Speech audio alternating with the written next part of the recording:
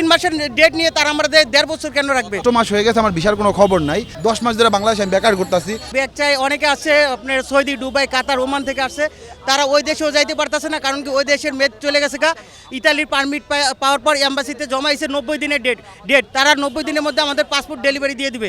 এখন 90 দিনের জায়গায় তারা যদি কাভার না করতে পারে, তাদের রেঞ্জ যদি কম থাকে, তারা প্রতিনিয়ত পাসপোর্ট জমা নেয়। তারা পাসপোর্টে দৈনিক 2000 পাসপোর্ট জমা নেয়, কিন্তু ডেলিভারি 3টা এম্বাসি মিলে 50টা পাসপোর্ট ডেলিভারি দিতেছে না। আমাদের 90 দিনের মধ্যে পাসপোর্ট ডেলিভারি দেওয়ার কথা, কিন্তু 1.5 বছর হয়ে যেতেছে, এখনও পাসপোর্ট ডেলিভারি দিতেছে না। আর তারা জমা নেয় একাধিক, তার কারণ জমা নিলে তাদের টাকা পায়, এই জন্য টাকা জমা নেয়। আচার ব্যবহার যেহেতু তারা আমাদের অনলাইনের ভেতরে জিনিসটা ব্যবহার বলে কি যে আমাদের অপেক্ষা করতে, অপেক্ষা মানুষ 1.5 বছর কোনো বাজে ব্যবহার করে না, তাদের সাথে তো কথা বলা যায় না ওইরকমভাবে।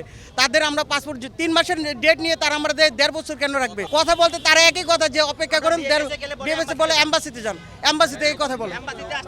আর হয়রানি ভোগান্তি অবশ্যই শিকার হচ্ছে, এবং কি আর্থিকভাবেও মানুষের ভোগান্তির শিকার হচ্ছে। ওয়ালটন ফ্রিজ কিনে অনেকের মতো আপনিও হয়ে যেতে পারেন মিলেনিয়াল সেরা পণ্যের সেরা অফার। আর পাসপোর্টগুলো সিরিয়াল বাই, যারা আগে জমাইছে তারা আগে ডেলিভারি পাবে, তারা যারা পরে জমাইছে তারা পরে ডেলিভারি পাবে। যে ভাই আমাদের একটাই দাবি, আমাদের পাসপোর্টগুলো যাতে সিরিয়ালভাবে দেওয়া হয়, এবং আমাদের আগস্টের ভিসাগুলো বাদ দেওয়া, ওরা দিতেছে জানুয়ারি ফেব্রুয়ারি ভিসাগুলো পাসপোর্ট দিয়ে দিতেছে কতগুলো, যাতে আমাদের একটাই দাবি যাতে আমাদের পাসপোর্টগুলো সিরিয়ালভাবে আমাদের দিয়ে দেওয়া হাতে। হ্যাঁ, আমরা বিএফএসে গেছি, বিএফএসে আমাদেরকে বলে যে এটা এম্বাসির কাজ, আমাদের কাজ না। আমরা এম্বাসিতে আসলে আমাদের এম্বাসির ভিতরে ঢোকার কোনো পারমিশন নাই, কয় যে আপনারা বিএফএসে যান। যদি অরিজিনাল নুলস্তা হয় বিশেষ সহকারে দিয়ে দেখ, যদি ডুপ্লিকেট হয় রিজেক্ট করে পাসপোর্টটা ফেরত দেখ। কারণ এমনও পাবলিক আছে যারা না এম্বাসি অথবা বিএফএস গ্লোবাল আমাদেরকে কোনো ধরনের সুবিধা করছে না।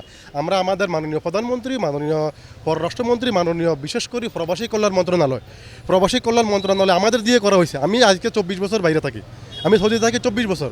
আমি নুলস্তা জমা দিয়েছি জুলাইয়ের বাড়িতে আসছি জুলাইয়ের 19 তারিখে, আমি জমা করছি আগস্টের 16 তারিখে চট্টগ্রাম, যেখানে লেখা ছিল 3 মাস।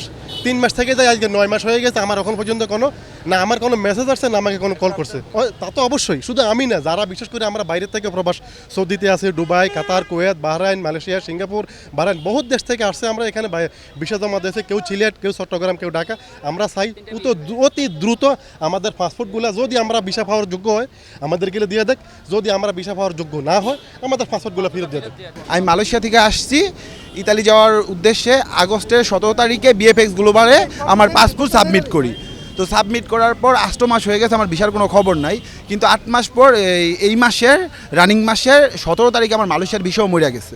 তো ওনারা কী করছে, বিএফএস গ্লোবাল, তারা আপনার সেপ্টেম্বরে ভিসা দিচ্ছে, অক্টোবরে দিছে, নভেম্বরের দিছে, ডিসেম্বরেরও রিজেক্ট দিছে। তা আমার প্রশ্ন একটা, আমি আগস্টে জমা দিচ্ছি, আগস্টের 17 তারিখে। ডিসেম্বরে যেই ব্যক্তি রিজেক্ট পাইছে উনি ভাবেন ওনার গন্তব্যে চলে গেছে। অনেকজন আমার মালয়েশিয়ার ভিসা ভাবেন মরে গেছে। এখন আমার অন্ধকার, আমি বেকার, 10 মাস ধরে বাংলাদেশে আমি বেকার করতেছি। এই কাগজটা এখানে বসে রয়েছে, আমি যে একটা কর্মস্থানে আবার ফিরা চলে যাবো অথবা একটা কর্মস্থানে জয়েন হইমু, এটাও আমি সাহস পাচ্ছি না। কী করুম?